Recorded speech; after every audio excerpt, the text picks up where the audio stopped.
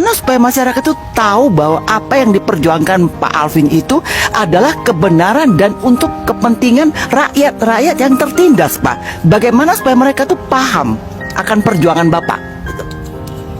Gini ya Bu ya, saya rasa kalau masyarakatnya sebenarnya udah tahu. Kenapa? Karena saya bisa lihat dan saya bisa bicara dalam video YouTube saya, komentar-komentar tuh 99% itu masyarakat mendukung. Jadi masyarakat tahu. Tetapi yang menjadi masalah di sini adalah banyaknya oknum yang memegang peranan penting. Mereka ini yang nggak mau berubah, Bu. Ini repotnya di sini. Jadi ketika kita bilang misalnya tentang oknum kepolisian, oknum ya, saya bicara tentang oknum. Polisi-polisi baik tiba-tiba marah di situ karena mereka merasa saya serang institusinya. Ketika saya bilang Kejaksaan Agung sarang mafia, langsung, waduh, ini apaan ini? Saya merasa dihina, dijelekan. Padahal saya bilang di situ oknum. Saya sudah sebut di video oknum.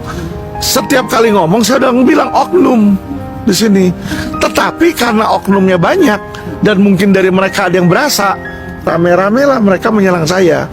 Yang salah apa? Karena banyaknya oknum yang sudah menerima suap, mereka ini belum ready untuk berubah. Ya, jadi sorry ya Bu ya. Kalau kita lihat di masyarakat ini kan semua selalu bilang hukum adalah panglima.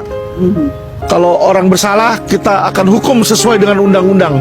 Tetapi kenyataannya dari hari ke hari hingga hari ini masih uang itu yang megang peranan. Kenapa? Orang yang pegang uang itu susah untuk dipidanakan. Contoh, ini kita lagi di Surabaya, stadion itu Kanjuruhan kemarin, ya kan 100 lebih orang meninggal.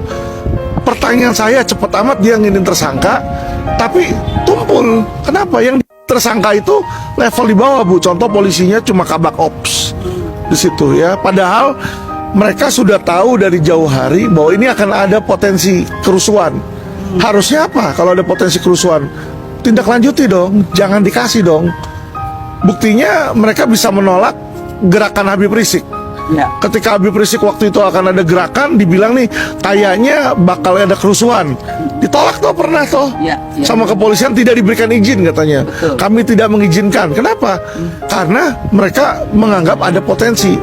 Kalau ya sorry ya, anggapan orang bukan anggapan saya, Habib Rizik yang katanya adalah teroris atau ada ancaman teroris bisa dihentikan. Kenapa ini yang bisa menyebabkan kematian seratusan orang lebih itu tidak dihentikan? Itu pertanyaan saya. Ini kan aneh. Iya toh, aneh sekali toh gitu loh. Apa susahnya? Sedangkan setahu saya setiap kali, sorry nih bukan saya belain Habib Rizik ya, setiap kali Habib Rizik ngadain rame-rame 412, 911 dan acara-acara lainnya, sorry ini yang mata saya lihat, nggak ada korban jiwa meninggal tuh. Bener nggak? Nggak ada korban jiwa meninggal.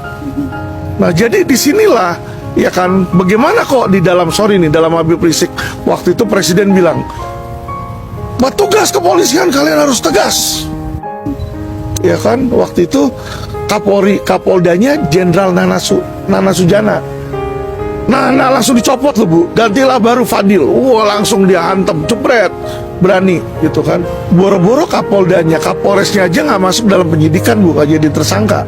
Harusnya Kapolda Jawa Timur dijadikan tersangka juga dong, Ya. atau minimal diperiksa. Ini kagak Bu. Inilah menunjukkan hukum ini masih tajam ke bawah dan tumpul ke atas.